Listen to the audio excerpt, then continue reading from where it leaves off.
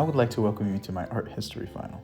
Son of a gun, it's hard to believe it's already the end of the semester, but I'm happy to be where I am today. Today I'll be talking about how nudity and sex was seen during the Renaissance.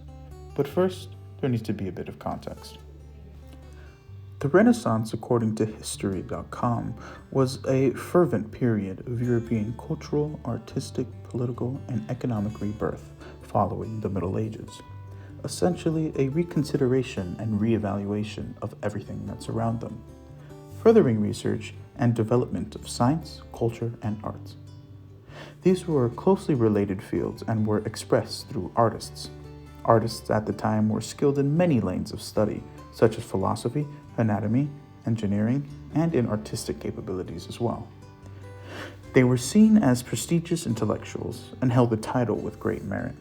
During the Renaissance, the belief of humanism prevailed, which, by definition of History.com, prompted the idea that man was the center of his own universe, and people should embrace human achievements in education, classical art, literature, and science.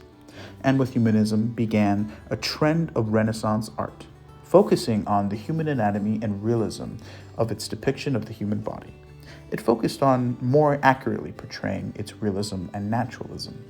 As a result of this fascination of the human body, many artists started painting their depictions of people nude or nearly nude to show the beauty or glory of its human form. Art pieces during the Renaissance were not looked at as art. According to the Intellectual Life of Early Renaissance Artists by Francis Ames-Lewis, they were seen more as functional objects. An artist was seen as a craftsman or a carpenter. They were well educated and well respected. However, the duty of an artist wasn't to represent or show, it was to explain.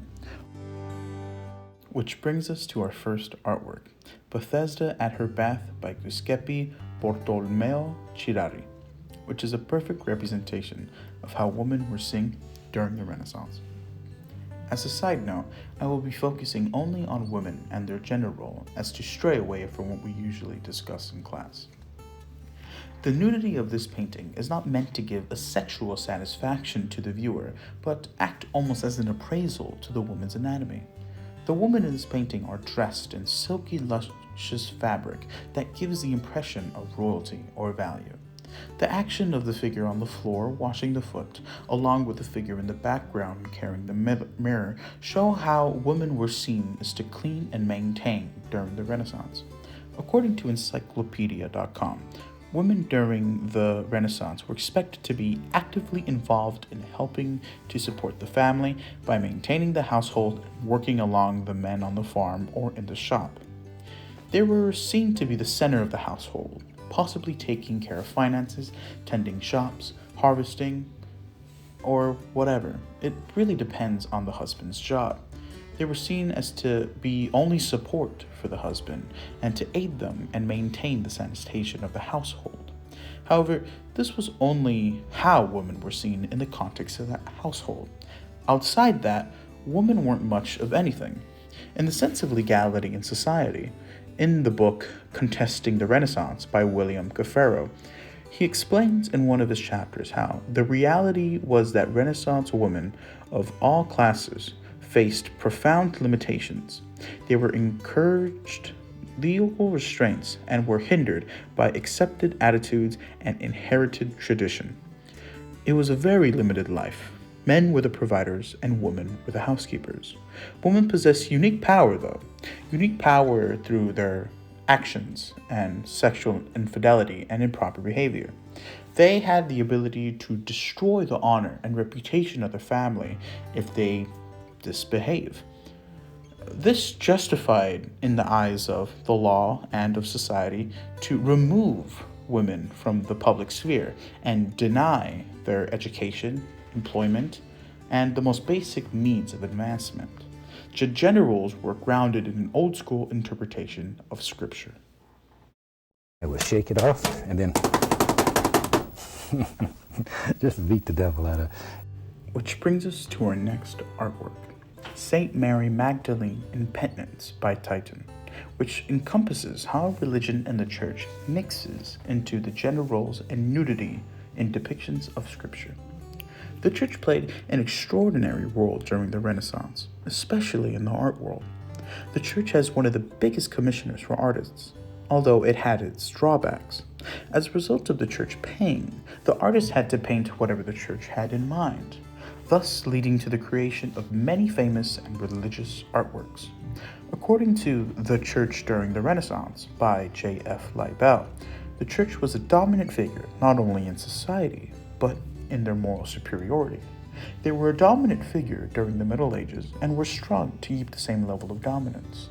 As a result of the church being a dominant figure, artists had to be in their graces in order to have a chance of being commissioned and make a living in their field.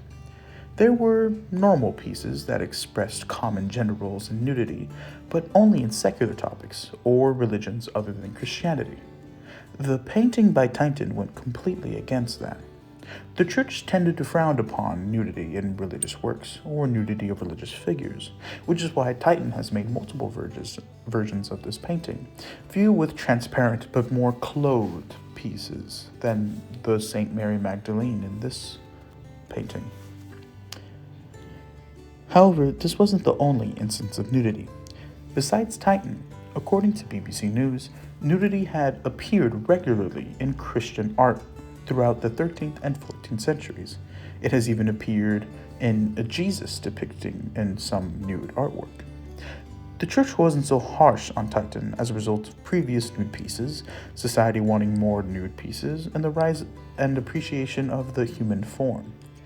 The nudity in Titian's artwork was also on the lines of symbolism rather than a sexual appeal, essentially making the nudeness not have a physical meaning but a spiritual one, a nudity that has meaning similar to the trend of naturalism and appreciation of anatomy. The old clock on the wall tells me it's about time to finish this one and call it a day. I've certainly enjoyed our time together, and I hope you try this one. From all of us here, I'd like to wish you happy painting, and God bless, my friend.